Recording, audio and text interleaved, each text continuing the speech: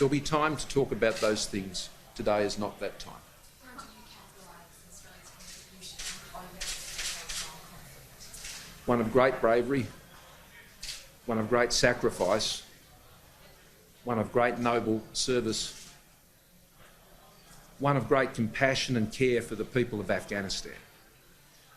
I've spoken to many veterans who have returned from Afghanistan, who have shared with me, Andrew Hastie, another, who has shared with all of us his experiences there, Phil Thompson, and they speak of the Afghan people in such a caring way, an empathetic way. What they were doing there was incredibly important to them. That's why they continued to serve, and that's why we, I think, can be very thankful for their service today. Okay. Yes, there was a dance performance at a commissioner ship. The Governor-General says he wasn't there when it happened, and it's been made to look like he was. The dancers now feel unsafe after the ABC broadcast. Do you have a response? Well, I'm disappointed that this event was so misreported. I think that was disrespectful to the performers. To suggest there were the Governor-General or others were in attendance there in that way, I think was very dishonest. And I think standards have failed. And so I think obviously Defence will look at these matters and make whatever changes they wish to in the future, and I'll leave that to them. But it is disappointing that Australians were so misled on that issue.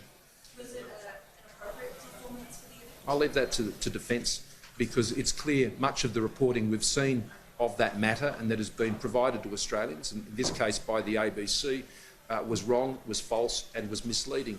And I think that's very disappointing. I think the ABC should be reflecting on that. Is the federal government willing to provide more money to the states to help create more mass vaccination sites? And are you going to ask the states to help vaccinate aged and disability care workers? The aged disability care workers is a program we're working through right now, as I indicated to you before when some of you were able to join us for the start of the meeting with the AMA and some local GPs here. I'm looking forward to their further input. We've got over 4,000 doctors now, surgeries across the country, which are involved directly in the rollout. The National Cabinet will meet on Monday. It'll meet again later in the week. These are the issues that we're working through, but what I'm quite confident of is that the states and the territories and the Commonwealth will just work together to get this done. That's what we did all through COVID last year. That's what we'll do with these challenges. It's another set of challenges. There's some problems to solve. That we have national partnership agreements in place for vaccination with the states and territories that deal with the distribution, as we do have arrangements with the GPs and pharmacists, and we'll work with them to get the job done. Australians want to see the job get done. I'm committed to getting the job done. I'm committed to working together with the states and territories and the doctors and the many other health professionals in this country to get that job done. But today,